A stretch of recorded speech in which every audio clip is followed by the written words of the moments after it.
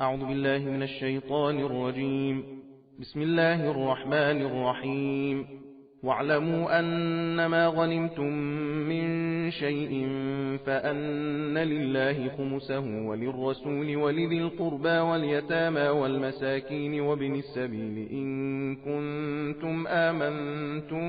بالله وما أنزلنا على عبدنا يوم الفرقان يوم التقى الجمعان والله على كل شيء قدير. إذ أنتم بالعدوة الدنيا وهم بالعدوة القصوى والركب أسفل منكم ولو تواعدتم لاختلفتم في الميعاد ولكن ليقضي الله أمرا كان مفعولا ليهلك من هلك عن بينة ويحيى من حي عن بينة وإن الله لسميع عليم. إذ يريكهم الله في منامك قليلا ولو أراكهم كثيرا لفشلتم ولتنازعتم في الأمر ولكن الله سلم إنه عليم بذات الصدور. وإذ يريكموهم إذ التقيتم في أعينكم قليلا ويقللكم في أعينهم ليقضي الله أمرا كان مفعولا وإلى الله ترجع الأمور. يا أيها الذين آمنوا إذا لقيتم فئة فاثبتوا واذكروا الله كثيرا لعلكم تفلحون.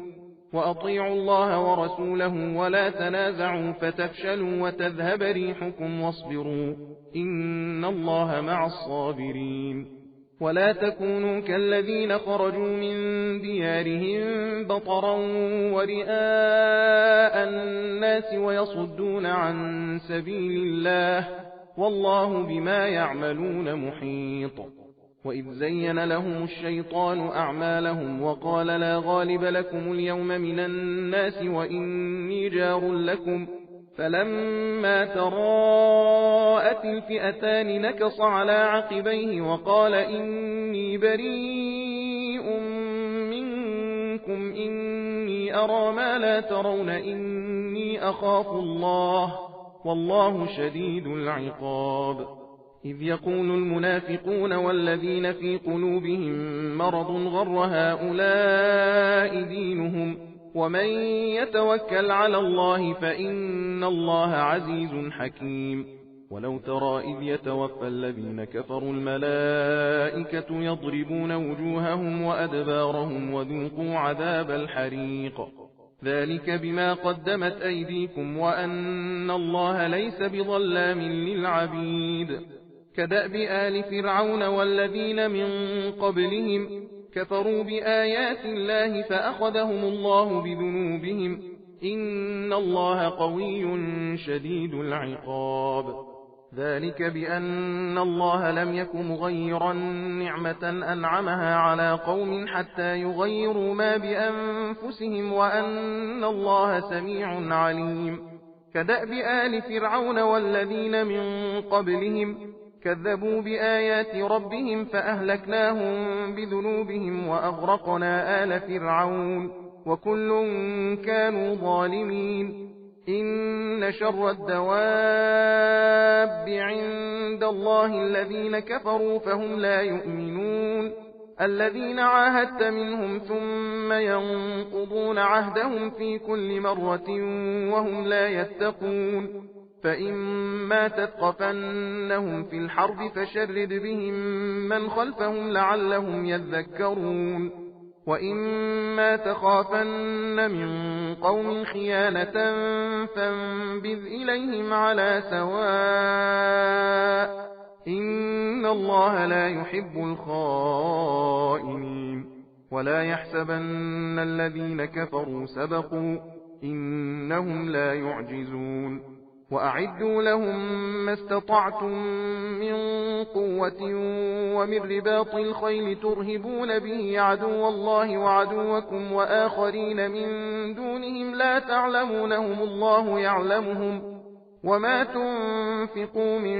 شيء في سبيل الله يوفى إليكم وأنتم لا تظلمون. وإن جنحوا للسلم فاجنح لها وتوكل على الله إنه هو السميع العليم. وإن يريدوا أن يخدعوك فإن حسبك الله هو الذي أيدك بنصره وبالمؤمنين وألف بين قلوبهم لو أنفقت ما في الأرض جميعا ما ألفت بين قلوبهم ولكن الله ألف بينهم إنه عزيز حكيم.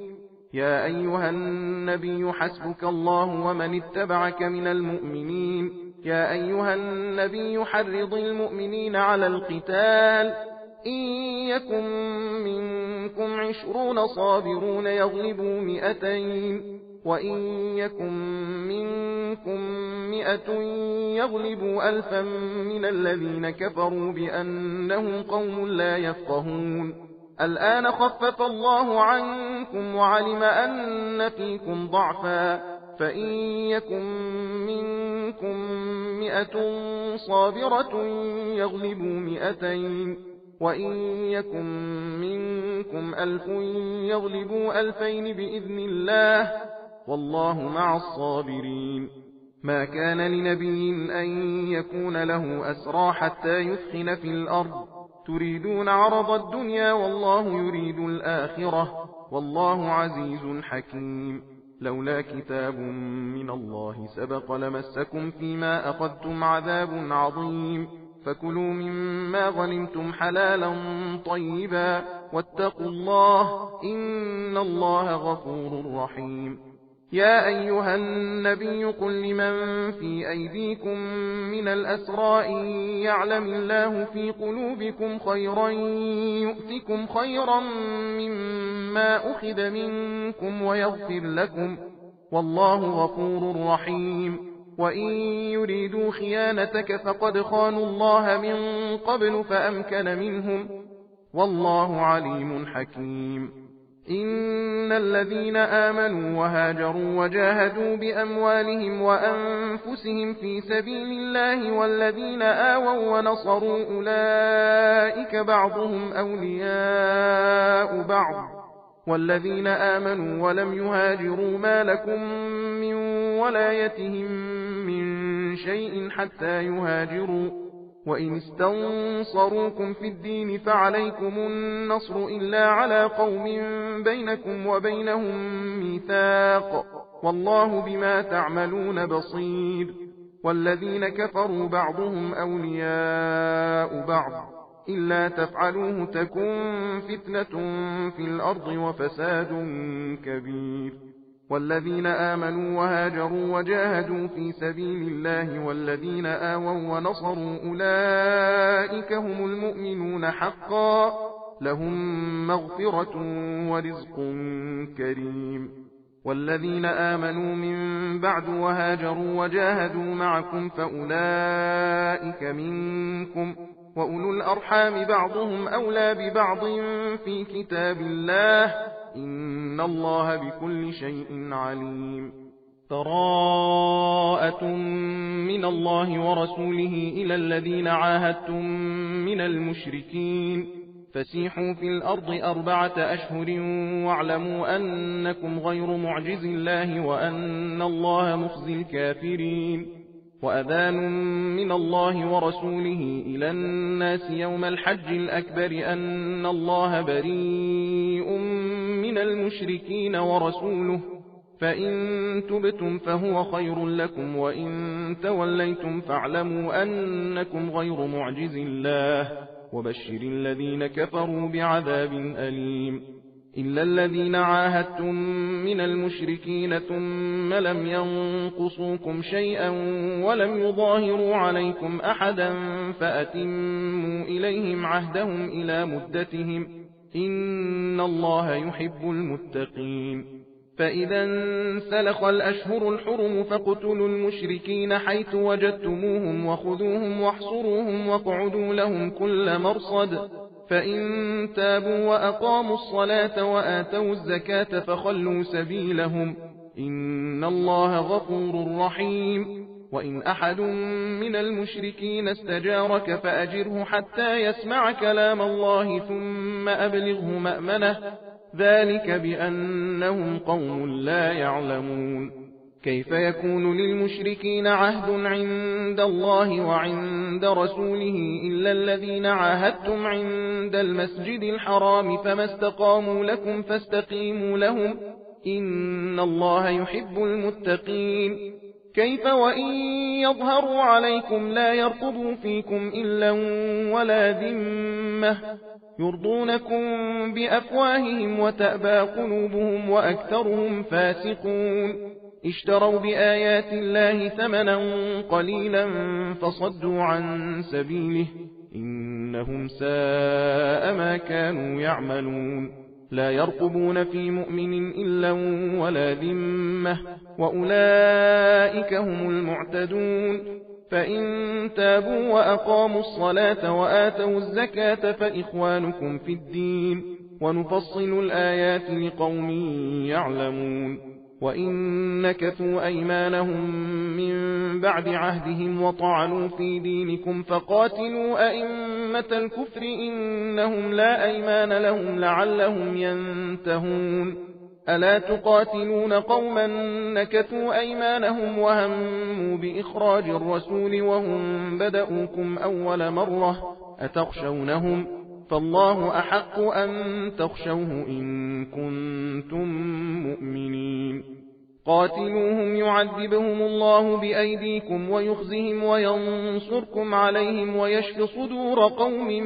مؤمنين ويذهب غيظ قلوبهم ويتوب الله على من يشاء والله عليم حكيم أم حسبتم أن تتركوا ولما يعلم الله الذين جاهدوا منكم ولم يتخذوا من دون الله ولا رسوله ولا المؤمنين وليجة والله خبير بما تعملون ما كان للمشركين أن يعمروا مساجد الله شاهدين على أنفسهم بالكفر أولئك حبطت أعمالهم وفي النار هم خالدون إنما يعمر مساجد الله من آمن بالله واليوم الآخر وأقام الصلاة وآتى الزكاة ولم يخش إلا الله فعسى أولئك أن يكونوا من المهتدين أجعلتم سقاية الحاج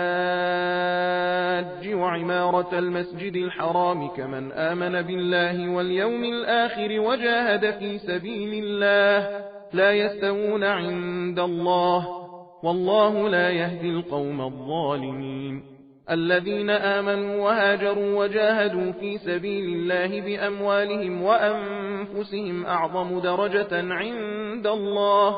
وأولئك هم الفائزون يبشرهم ربهم برحمة منه ورضوان وجنات لهم فيها نعيم مقيم خالدين فيها أبدا إن الله عنده أجر عظيم يا أيها الذين آمنوا لا تتخذوا آباءكم وإخوانكم أولياء إن استحبوا الكفر على الإيمان ومن يتولهم منكم فأولئك هم الظالمون قل إن كان آباؤكم وأبناؤكم وإخوانكم وأزواجكم وعشيرتكم وأموال اقترفتموها وتجارة تخشون كسادها ومساكن ترضونها أحب إليكم من الله ورسوله وجهاد في سبيله فتربصوا حتى يأتي الله بأمره والله لا يهدي القوم الفاسقين لقد نصركم الله في مواطن كثيرة ويوم حنين إذ أعجبتكم كثرتكم فلم تغن عنكم شيئا وضاقت عليكم الأرض بما رحبت ثم وليتم مدبرين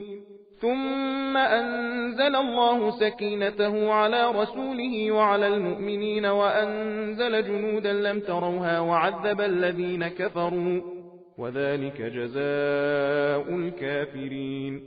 ثم يتوب الله من بعد ذلك على من يشاء والله غفور رحيم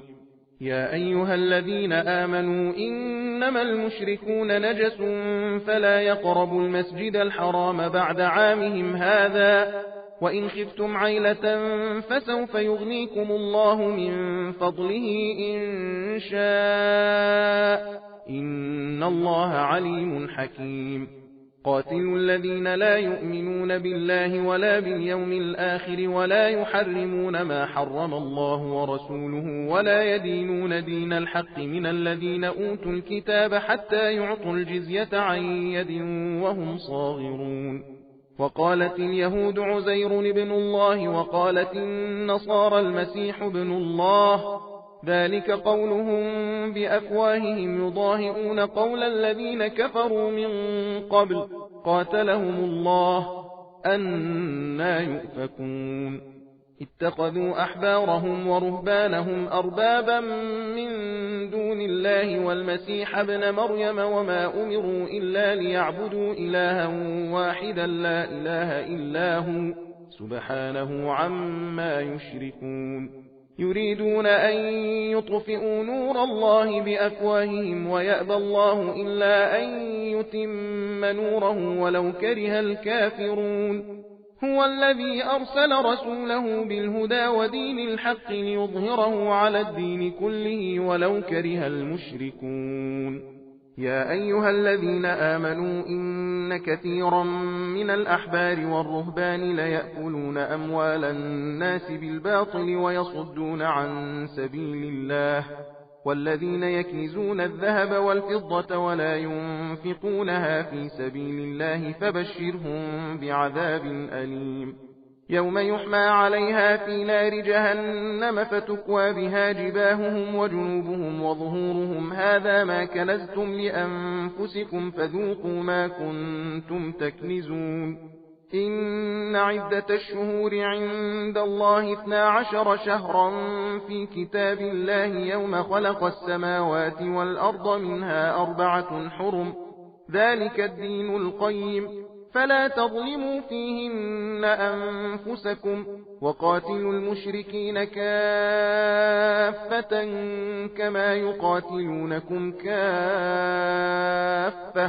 واعلموا أن الله مع المتقين إنما النسيء زيادة في الكفر يضل به الذين كفروا يحلونه عاما ويحرمونه عاما ليواطئوا عدة ما حرم الله فيحلوا ما حرم الله زين لهم سوء أعمالهم والله لا يهدي القوم الكافرين يا أيها الذين آمنوا ما لكم إذا قيل لكم انفروا في سبيل الله اثاقلتم إلى الأرض أرضيتم بالحياة الدنيا من الآخرة فما متاع الحياة الدنيا في الآخرة إلا قليل إلا تنفروا يعذبكم عذابا أليما ويستبدل قوما غيركم ولا تضروه شيئا والله على كل شيء قدير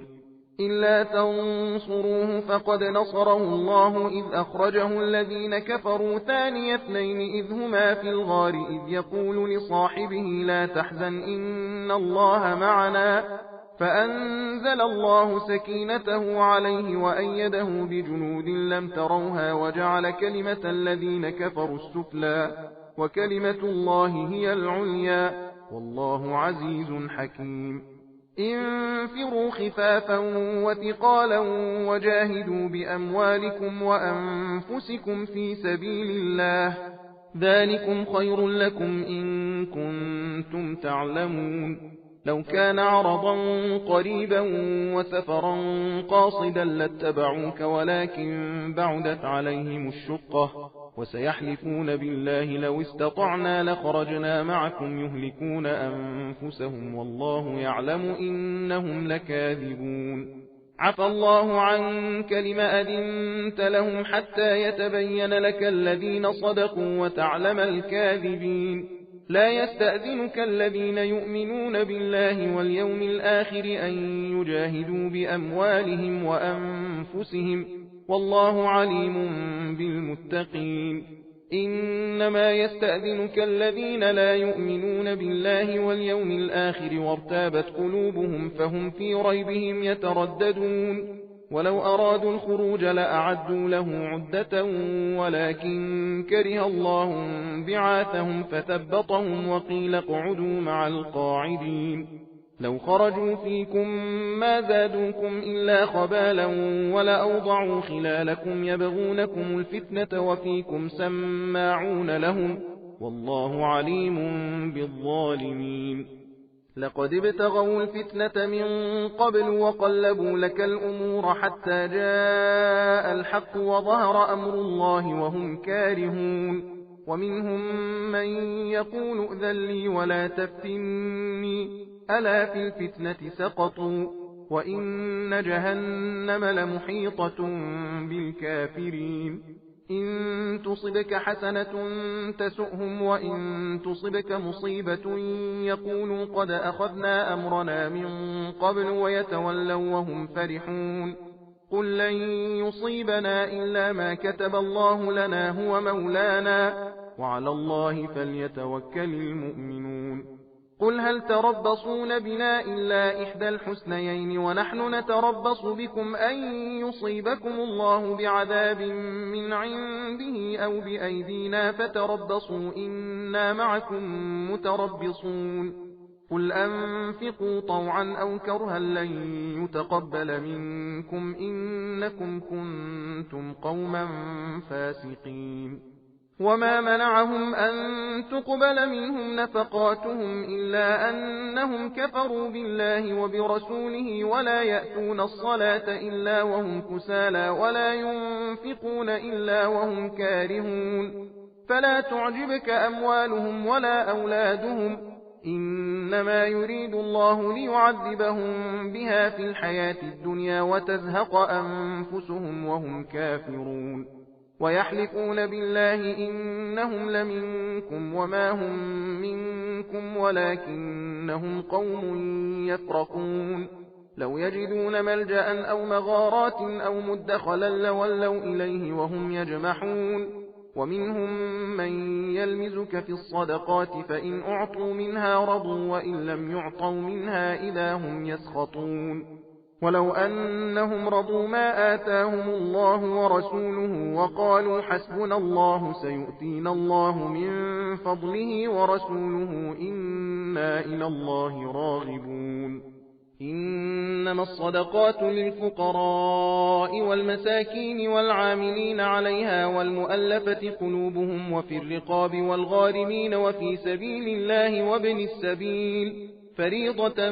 من الله والله عليم حكيم ومنهم الذين يؤذون النبي ويقولون هو أذن قل أذن خير لكم يؤمن بالله ويؤمن للمؤمنين ورحمة للذين آمنوا منكم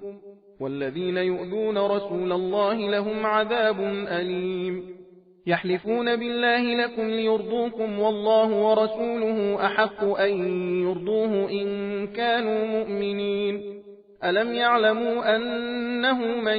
يحادد الله ورسوله فأن له نار جهنم خالدا فيها ذلك الخزي العظيم يحذر المنافقون أن تنزل عليهم سورة تنبئهم بما في قلوبهم قل استهزئوا إن الله مخرج ما تحذرون ولئن سألتهم ليقولن إنما كنا نخوض ونلعب قل أبالله وآياته ورسوله كنتم تستهزئون لا تعتذروا قد كفرتم بعد إيمانكم إن نعف عن طائفة منكم نعذب طائفة بأنهم كانوا مجرمين المنافقون والمنافقات بعضهم من بعض يأمرون بالمنكر وينهون عن المعروف ويقبضون أيديهم نسوا الله فنسيهم إن المنافقين هم الفاسقون وعد الله المنافقين والمنافقات والكفار نار جهنم خالدين فيها هي حسبهم ولعنهم الله ولهم عذاب مقيم كالذين من قبلكم كانوا أشد منكم قوة وأكثر أموالا وأولادا فاستمتعوا بخلاقهم فاستمتعتم بخلاقكم كما استمتع الذين من قبلكم بخلاقهم وخذتم كالذي خاضوا أولئك حبطت أعمالهم في الدنيا والآخرة وأولئك هم الخاسرون ألم يأتهم نبأ الذين من قبلهم قوم نوح وعاد وثمود وقوم إبراهيم وأصحاب مدين والمؤتفكات أتتهم رسلهم بالبينات فما كان الله ليظلمهم ولكن كانوا أنفسهم يظلمون والمؤمنون والمؤمنات بعضهم أولياء بعض يأمرون بالمعروف وينهون عن المنكر ويقيمون الصلاة ويؤتون الزكاة ويطيعون الله ورسوله أولئك سيرحمهم الله إن الله عزيز حكيم وعد الله المؤمنين والمؤمنات جنات تجري من تحتها الأنهار خالدين فيها ومساكن طيبة في جنات عدن ورضوان من الله أكبر ذلك هو الفوز العظيم يا أيها النبي جاهد الكفار والمنافقين واغلظ عليهم ومأواهم جهنم وبئس المصير